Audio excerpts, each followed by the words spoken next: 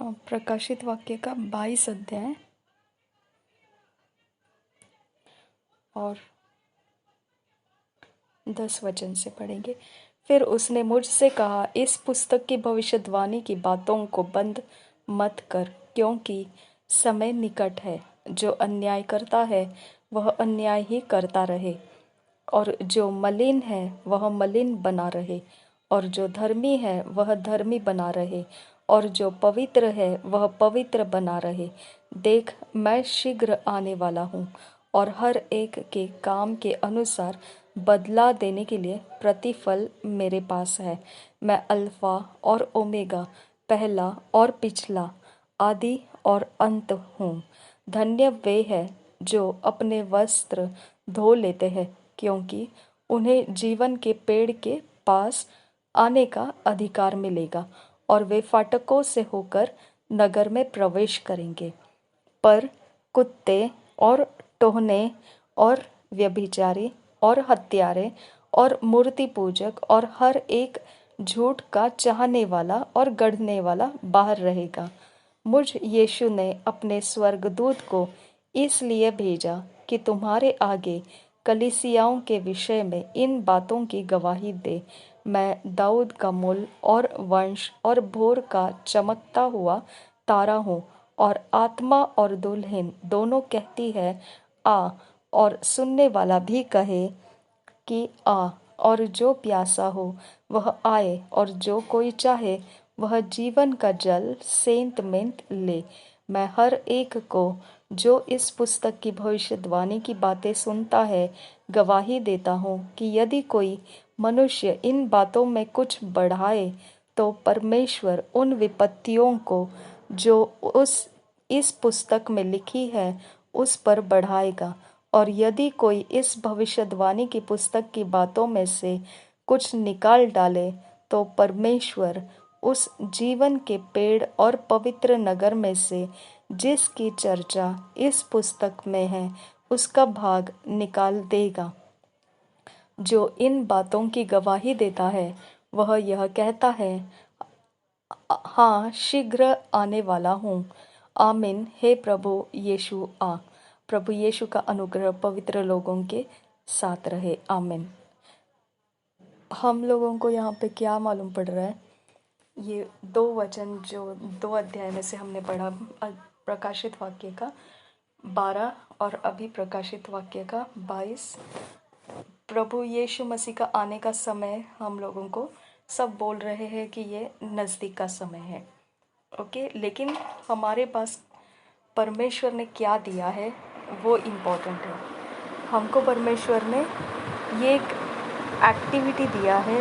ये एक्टिविटी जहाँ पर परमेश्वर कहता है कि तुम अपने आप को पवित्र बनाओ, और जो जो करना चाहता है, जो कर रहा है, उसको अपने रास्ते छोड़ दो, और तुम पवित्र बने हैं तो पवित्र बने रहो। ओके, अगर कोई भी प्रकार से तुम कोई मिनिस्ट्री कर रहे हैं, मिनिस्ट्री करते रहो।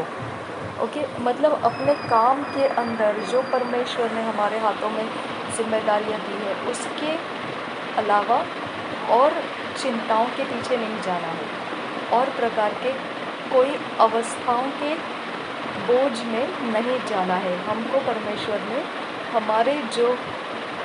ने हमारे हाथों में जो वचनों का बोझ दिया है, प्रेयर करना, फास्टिंग करना, और जो भी हम जो कर रहे हैं, जो भी परमेश्वर के दर्शन के अनुसार हमको करना है, वचन मालूम है इसीलिए हमको करना है, ये सब कुछ जो है हमको करते रहना है कंटिन्यू।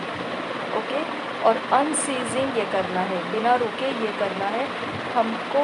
परमेश्वर ने 12 अध्याय के 12 वचन से जो हमने पढ़ा उसमें हमको ये ओपनली दिखाई देता है कि शैतान का क्रोध बढ़ा हुआ है और उसके पास समय की कमी है, और वो कलीसियाओं को परेशान करने के पीछे है, जो विश्वास कर रहे हैं उनके पीछे है। ओके, तो इसके लिए हमारे पास ये सारी चीज़ों को जो शैतान के राज्य की ओर से निकलता रहेगा उसकी ओर हमारा ज़्यादा ध्यान नहीं जाना है। ओके, उसकी ओर हमारे कोई टाइम इन्वेस्ट नहीं करना है। हमारे पास जो परमेश्वर ने दिया हुआ है उसको हमें संभाल कर रखना है, उसको हमें थामे रखना है और हमको उसको ही लेके आगे जाना है, उसको ही लेके चलते रहना है। और एक समय आएगा कि हमको वहाँ स्वीकारा जाएगा, जहाँ पे हमको परमेश्वर स्वीकारने के लिए एक समय रखा है। ओके, जिस रास्ते से हमको निकल जाने के लिए एक समय रखा है, वो रास्ते में परमेश्वर हमको मुलाकात करेगा। ओके, तो इसके अलावा मुझे और एक वचन पढ़ना है, वो यूहन्ना के सुसमाचार है।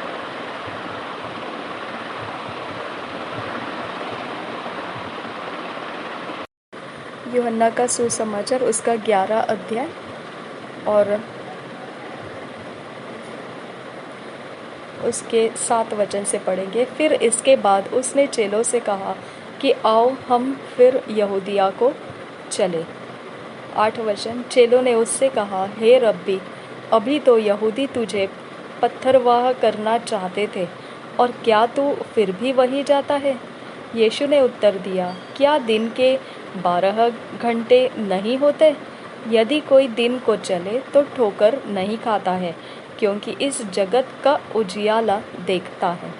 परंतु यदि कोई रात को चले तो ठोकर खाता है, क्योंकि उसमें प्रकाश नहीं।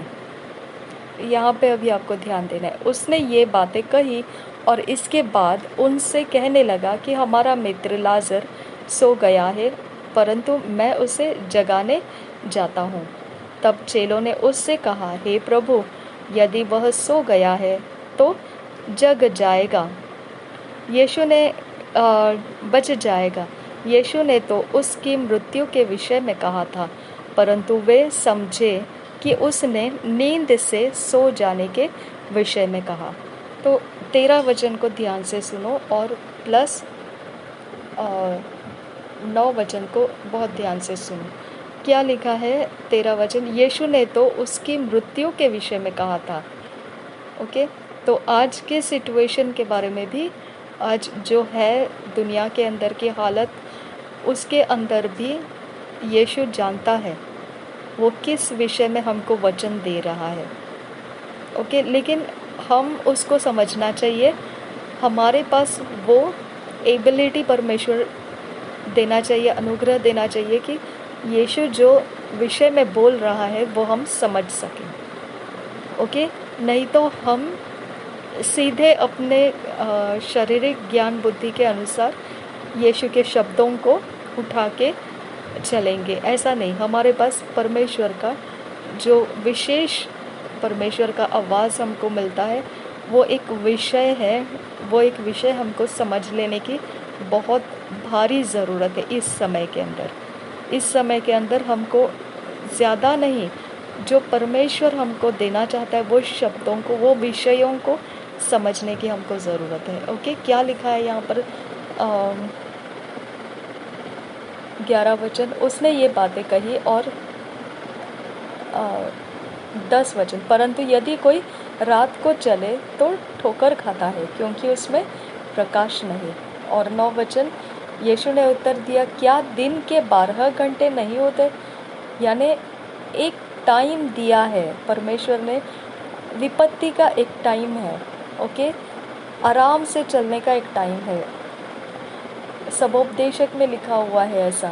ओके, हर एक चीज़ का समय है, रोने का समय है, हंसने का समय है, और जो भी समय है वो आकाश के नीचे पृथ्वी के ऊपर जो रहते हैं सबके लिए वो समय समानता से दिया गया है। ओके, तो ये एक समय है, उस समय के अंदर अंधेरा है और अंधेरे में है हम लोग। इसकी वजह से समझ में नहीं आता है कि हमने ऐसे परिस्थिति में क्या करना है, किस दिशा में हमको मुड़ना है, कौन सी बात है जो हमको पार होने नहीं दे रहा है। ओके, कौन सा ऐसा अड़चन है हमारे रास्ते में जिसको हम लांघ के आगे नहीं जा पा रहे हैं। ओके, और एक बात ऐसा है कि पिछले दिनों में इतना आसान था रास्ता, इतने आसानी से हम चलते जा रहे थे कि हमको मालूम पड़ रहा था कहाँ पर क्या है, कहाँ पर क्या है, किसके साथ क्या हो रहा है, कहाँ पर कैसे हो रहा है। सब कुछ बता पा रहे थे। ओके, और अब ये एक समय है कि अलग अलग सबके आवाज़ें आ रही है, कोई ये कह रहा है, कोई वो कह रहा है, कोई वो कह रहा है, सब अपने अंदर से आवाज़ लेके आ रहे हैं। लेकिन असली परमेश्वर का आवाज़ कहाँ पर है, ये हमको यहाँ पर जो तेरा वचन है उसके आधार से हमको परमेश्वर से मांगना है। तू किस विषय में कहना चाहता है वो हमारी समझ में आने दे। ओके, जो परमेश्वर कहना चाहता है वो हमारी समझ में आना चाहिए, नहीं तो ये अंधेरे के अंदर हमारे लिए कोई भी अड़चन दूर करने का सफल होने वाला रास्ता नहीं दिखाई देगा। ओके, अब देखिए यहाँ पर मैं आगे पढ़ रही हूँ। तब यीशु ने उनसे साफ कह दिया कि लाजर मर गया है और मैं तुम्हारे कारण आनंदित हूँ कि मैं वहाँ न था, जिससे तुम विश्वास करो, परंतु अब आओ हम उसके पास चले। तब थोमा ने, जो दिदुमस कहलाता है, अपने साथ के चेलों से कहा, आओ हम भी उसके साथ मरने को चले। सो यीशु को आकर यह मालूम हुआ कि उसे कब्र में रखे 4 दिन हो चुके हैं। बतनिया यरूशलेम के समीप कोई 2 मील की दूरी पर था, और बहुत से यहूदी मार्था और मरियम के पास उनके भाई के विषय में शांति देने के लिए आए थे। सो मार्था यीशु के आने का समाचार सुनकर उससे भेंट करने को गई, परंतु मरियम घर में बैठी रही। मार्था ने यीशु से कहा, हे प्रभु, यदि तू यहाँ होता तो मेरा भाई कदापि न मरता। और अब भी मैं जानती हूँ कि जो कुछ तू परमेश्वर से मांगेगा परमेश्वर तुझे देगा। ये एक बार इस बाइबल को छोड़कर मैं दूसरे बाइबल में एक बार उसमें से पढ़ रही हूँ, क्योंकि ये विस्तारित तरह से लिखा हुआ है। उसमें जाकर पढ़ते ही ये सेम वचन।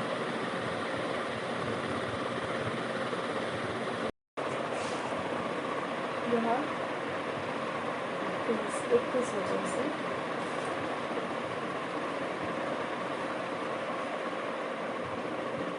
मार्था ने यीशु से कहा, हे प्रभु, यदि तू यहाँ होता तो मेरा भाई कदापि न मरता। और अब भी मैं जानती हूँ कि जो कुछ तू परमेश्वर से मांगेगा परमेश्वर तुझे देगा। यीशु ने उससे कहा, तेरा भाई फिर जी उठेगा। अब देखो यीशु का क्विक रिस्पॉन्स मिला मार्था को। मार्था का कहना था कि ये मेरा कॉन्फिडेंस है कि अगर यीशु तूने परमेश्वर से कुछ मांगा तो परमेश्वर तुझे देता है।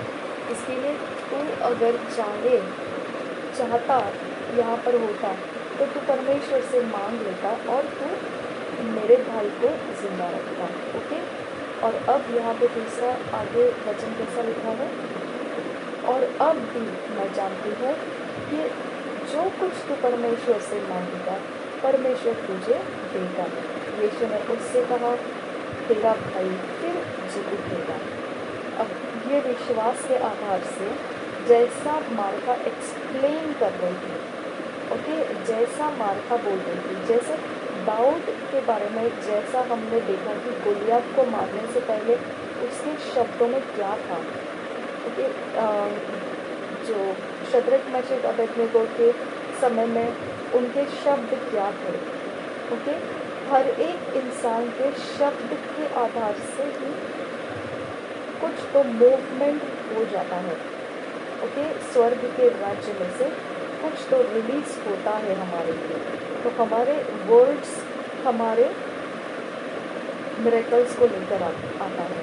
ये आपको समझ में आना चाहिए, क्योंकि यीशु ने मार्था के वर्ड्स को जवाब दिया, उसकी डिज़ायर को फुलफिल किया। उसकी डिज़ायर की इस तरह का कुछ होना चाहिए मिरेकल, तो यीशु ने वही मिरेकल को उसके लिए होगा ये तरह से उसको बोल दिया।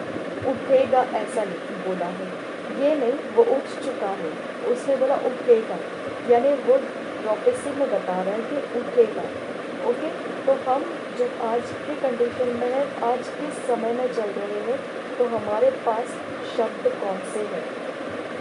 ओके, हम टेम्प्ट हो रहे हैं, हम परीक्षा में गिर रहे हैं, चिंताओं के परीक्षा में गिर रहे हैं। ओके, और बढ़ते हुए जो नंबर्स है, जो हमारी परेशानियों का काउंटिंग बढ़ता ही जा रहा है, उस तरह से हम अपने लाइफ के हौसले कमज़ोर पड़ते देख रहे हैं। ओके, ये समय का जो हमको सिचुएशंस दिखाता है, उसके अलावा हमारे पास कुछ एक्स्ट्रा ऑर्डिनरी है, और वो है यीशु मसीह, एक्स्ट्रा ऑर्डिनरी।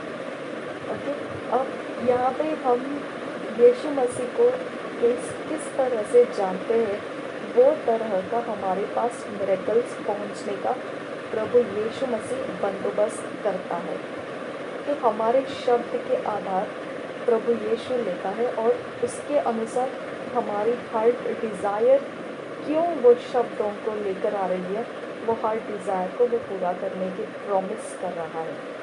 ओके, आगे क्या लिखा है? मार्था ने उससे कहा, मैं जानती हूँ कि अंतिम दिन में पुनरुत्थान के समय वह जी उठेगा। तो हम सबके लिए समझदारी होना बहुत मुश्किल है, ठीक है। हमको हर एक को अलग अलग आवाज़ प्रभु यीशु की मिल रही है, अलग अलग वचन मिल रहे हैं, अलग अलग उनकी अंडरस्टैंडिंग में बातें खुल रही हैं, और वो अपने जो खुल रही बातें हैं उस तरह से वो अपने अपनी लाइफ में से लोगों तक परमेश्वर की आवाज़ को लेकर आ रहे हैं, ठीक है। अब ये मार्था ने क्या किया? सीधे मन से उसने बोला, जैसा चेलों ने यीशु मसीह को बोला था, उस तरह से सीधे मन से मार्था ने भी जो वो जानती थी उसके आधार से उसने बोला। लेकिन उसने ये ज़रा भी नहीं सोचा था कि यीशु मसीह किस तरह से इस काम को पूरा करने वाला है। वो जो उसकी पढ़ी पढ़ाई बातें थी उसके आधार से उसकी उतनी लिमिटेड सोच के अंदर ये बात उसको मालूम थी कि इस तरह से पुनरुत्थान में उठाया जाने वाला है। वो उसके साथ कनेक्ट कर दिया यीशु मसीह के बात को। ओके, तो हम भी जब वचन पढ़ते हैं तब हमको जो ज्ञान है, बुद्धि है, समझ है, उसको हम कनेक्ट कर देते हैं, ठीक है। अब यहाँ पे मुश्किल क्या आ जाता है कि यीशु मसीह जो कह रहा है वचन, जैसा जितने हत्या करवाने के लिए बनाया जाए उनमें से कोई सफल ना होगा, जो लोग मुद्दई होकर तुझ पर नालिश करे उन सबों से तू जीत जाएगा। ओके, ये तो एक हो गया वचन, लेकिन हम उस वचन को लेने के बाद में हमको क्या मालूम पड़ता है, उसके साथ हम कनेक्ट करते हैं वचन को। लेकिन हमको यीशु मसीह जो उस वचन के अंदर से कहना चाहता है वो एक्सप्लोर करके, ओके, वो पूरी तरह से उसके अंदर का जो मगज है, उसके अंदर का जो ताकत है, वो स्रोत क्या है? वो स्रोत हमारे हार्ट डिज़ायर है, ओके। वो स्रोत हमारे हार्ट में हम क्यों वो वचन को ऊपर उठाकर लाए हैं, वो क्यों वो वचन हमारे अंदर से हमने आने दिया है, इसका कारण क्या है? उस एरिया ऑफ लाइफ से वो कनेक्टेड है, और यीशु मसीह वो एरिया ऑफ लाइफ को ही प्रॉमिस करता है कि वैसा ही होगा।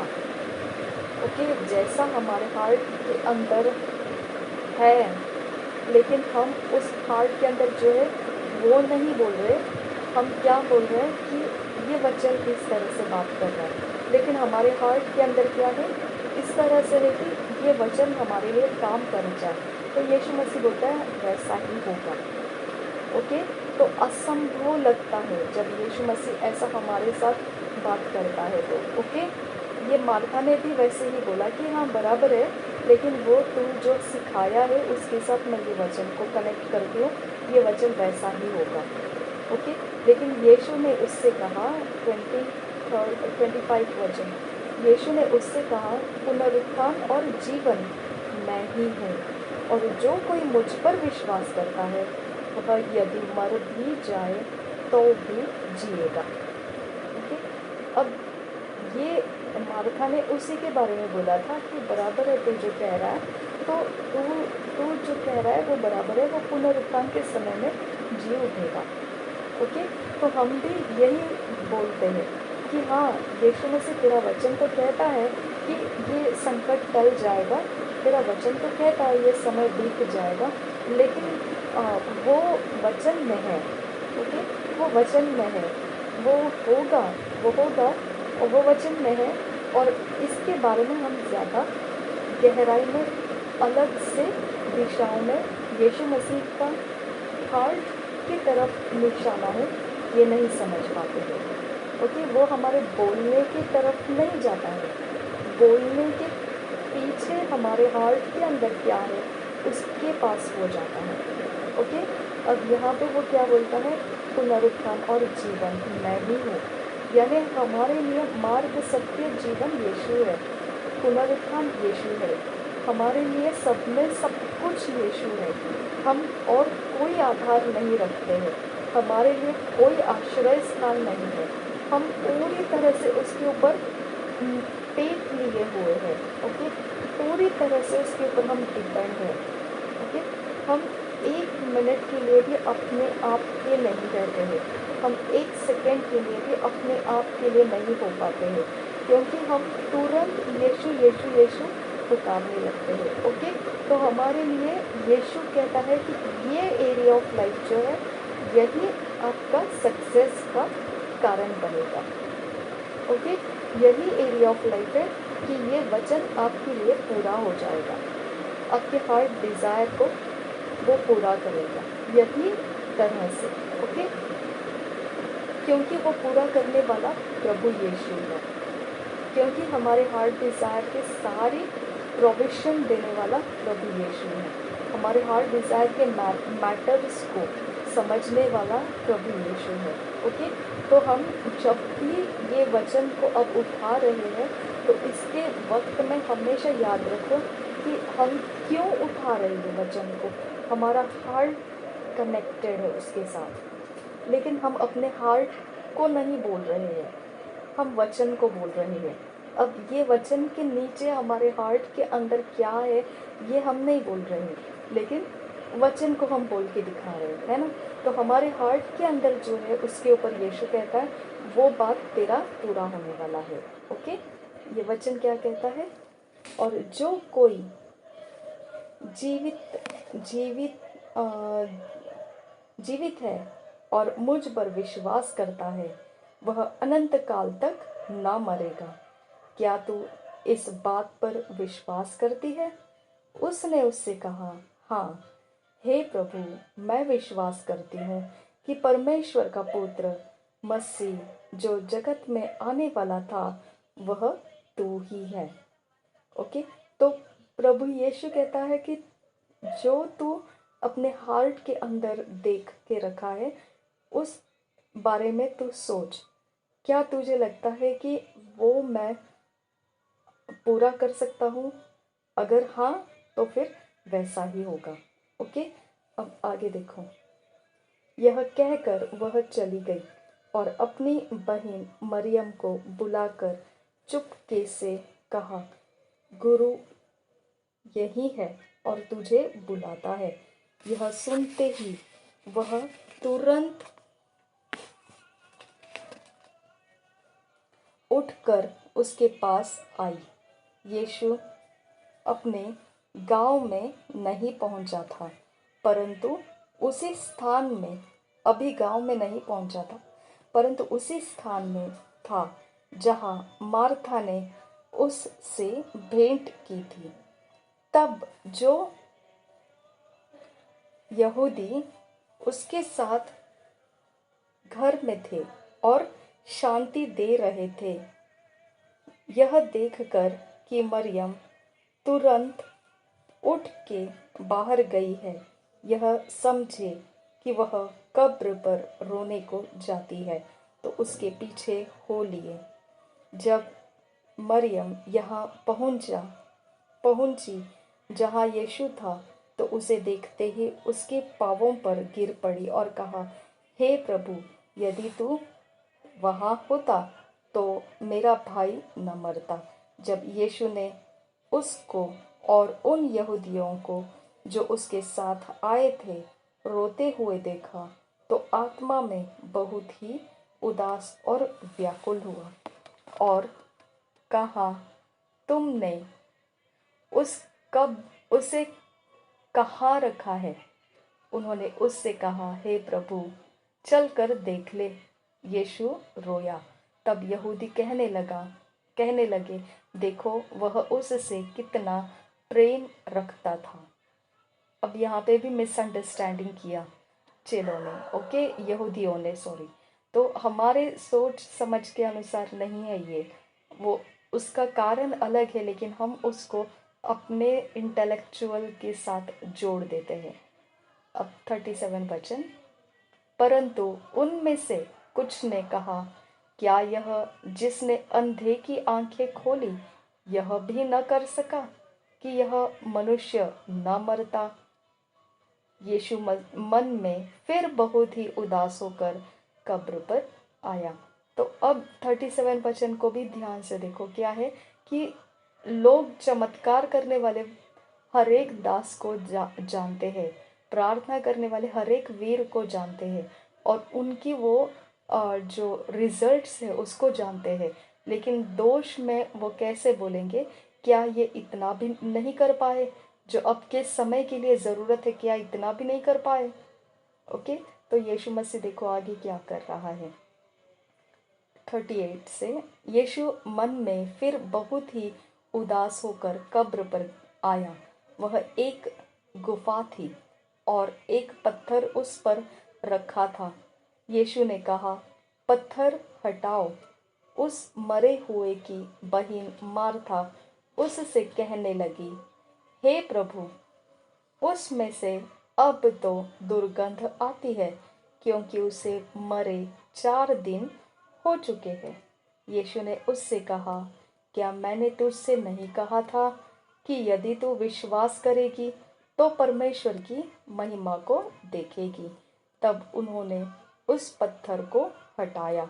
यीशु ने आंखें उठाकर कहा, हे पिता, मैं तेरा धन्यवाद करता हूँ कि तूने मेरी सुन ली है। मैं जानता था कि तू सदा मेरी सुनता है, परंतु जो भीड़ आसपास खड़ी है उनके कारण मैंने यह कहा, जिससे कि वे विश्वास करें कि तूने मुझे भेजा है। यह कहकर उसने बड़े शब्द से पुकारा, हे लाजर, निकल आ। जो मर गया था वह कफन से हाथ पांव बंधे हुए निकल आया और उसका मुंह अंगोछे से लिपटा हुआ था। यीशु ने उनसे कहा, उसे खोल दो और जाने दो। अब इतना सब पढ़ने के बाद में अब हमको ये एरिया ऑफ लाइफ मालूम पड़ता है कि यीशु मसीह हमारे हार्ट डिज़ायर को कनेक्ट होता है, और वो इसलिए क्योंकि परमेश्वर की महिमा वो करना चाहता है। यीशु मसीह की प्रार्थना परमेश्वर सुनता है और लोग वो देखेंगे, प्रूफ मिलेगा और उसको विश्वास करेंगे, क्योंकि बिना विश्वास किए वो स्वर्ग के राज्य में प्रवेश नहीं कर पाएंगे। इसकी वजह से उनके विश्वास को जीतने के लिए वो उस समय प्रार्थना किया और परमेश्वर ने उस प्रार्थना का जवाब दिया। तो हम जब प्रार्थना करते हैं तो हम विश्वास जीत लेते हैं। ओके, हमारे प्रार्थना से विश्वास जीत लिए जाते हैं जब उस प्रार्थना का जवाब आता है। ओके, लेकिन इसके बाद आप पढ़ेंगे ये अध्याय को तो उसमें ऑपोजिशन से बहुत सारे ऑपोजिशंस आ गए, क्योंकि यहूदियों को ये डर हो गया कि रोमी लोग उनको वश कर लेंगे, क्योंकि यहूदी लोग यीशु मसीह के ऊपर विश्वास करने लगे तो उनकी मेजॉरिटी अभी घट गई, सब यीशु मसीह की तरफ गए और यहूदी जो सरदार थे, जो अधिकारी थे, वो लोग रोमी के हाथों में नहीं जाना चाहते थे और यीशु के हाथों में भी नहीं जाना चाहते थे। लेकिन अगर यहूदी का जो ग्रुप था पूरी की पूरी तरह से अगर यीशु के ऊपर विश्वास करने लगे तो ये लोग कमज़ोर पड़ जाएंगे, थोड़े हो जाएंगे और रोमी लोग फिर इनको विवश करके कब्जा कर लेंगे। ओके, तो ये डर था, इनसिक्योरिटी था। तो हमारी प्रार्थना से भी लोग जो अपने एक पोजीशन को बनाए रखना चाहते हैं वो इनसिक्योर फील करते हैं। ओके, इसकी वजह से वो कोई भी तरह से प्रार्थनाओं को आगे बढ़ने नहीं देना चाहते हैं, लेकिन फिर भी हमारी प्रार्थनाओं के कारण विश्वास जीत लिया जाता है। यही सच्चाई है। ओके, तो क्यों जीत लिया जाता है? क्योंकि हमारी प्रार्थना यीशु मसीह के नाम से किया जाता है और वो परमेश्वर पिता को हम करते हैं, और परमेश्वर पिता यीशु मसीह के नाम को आदर करता है क्योंकि उसने ये नाम दिया है, और इसीलिए वो आदर करता है, और उस नाम के आदर के लिए वो उसकी महिमा होने के लिए वो हमारे प्रार्थना का जवाब देता है। ओके, तो मिरेकल हमारे परमेश्वर की महिमा को बढ़ाता है, उसकी पहचान लोगों के अंदर विवश कर देती है, मजबूर कर देती है लोगों को विश्वास करने के लिए। ओके, तो हम प्रार्थना करेंगे ये समय वो सब बातों के लिए जिसको हम चाहते हैं होना चाहिए। ओके, हम प्रार्थना करेंगे। बहुत सारा विषय ऐसा है कि हम प्रार्थना कर रहे हैं, हृदय के अंदर जो हमारा वो प्रार्थना को लेकर आने का कारण है वो हम नहीं बोलते हैं, लेकिन हम प्रार्थना वही कारण से कर रहे हैं जो हमारे हृदय के अंदर है। इसके लिए हम प्रार्थना कर रहे ये शब्द में सुनाई दे सकता है, लेकिन हृदय के अंदर जो है वही पूरा होने वाला है। इसके लिए हमारे हृदय में जो है वो हमारे दिलो दिमाग में कॉन्फिडेंट रखना है, ताकि वो हमारा पूरा होने वाला विश्वास के आधार से परमेश्वर के पास पहुंचने वाला है। ओके, तो हमारे शब्द परमेश्वर तक पहुंचना है, वो शब्द परमेश्वर को प्लीज़ करना है। ओके, और वो शब्द प्लीज़ करता है परमेश्वर को। इसकी वजह से परमेश्वर हमारे हृदय के अंदर से जो कनेक्शन है, हमारा डिज़ायर है, वो डिज़ायर को वो पूरा करके देगा। ओके, तो मिरेकल्स होना आपके लिए, हम सब के लिए बहुत ज़रूरी है ऐसे समय में जहाँ पर सब ने होप्स छोड़ दिए हैं, क्योंकि ये काउंटिंग बढ़ता जा रहा है और सब अपने अपने तरफ से हाथ छोड़ते जा रहे हैं। ओके, उनका लंबा समय उनको दिखाई दे रहा है कि ये लंबा समय हो रहा है और हम इसके आगे जाएंगे या नहीं, इसकी गारंटी नहीं दे पाएंगे। ओके, इस तरह से लोग अपने हियाव को छोड़ते जा रहे हैं। इसके लिए हमको अब अपने विश्वास को और भी मजबूत करके ऊंचा करने की ज़रूरत है।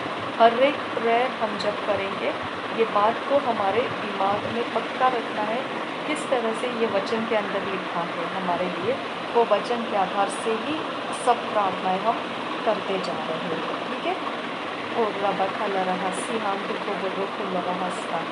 मैं अगला रिकॉर्डिंग करती हूँ प्रार्थना का, क्योंकि जब आप इस प्रार्थना को दोबारा लेना चाहेंगे तो इतना बड़ा सब मैंने जो बात किया है उतना आपको दोबारा सुनना ना पड़े। इसके लिए हम प्रार्थना के लिए अगला रिकॉर्डिंग में मैं स्टार्ट करती हूँ। प्रभु यीशु हम सबके साथ बना रहे। आमीन।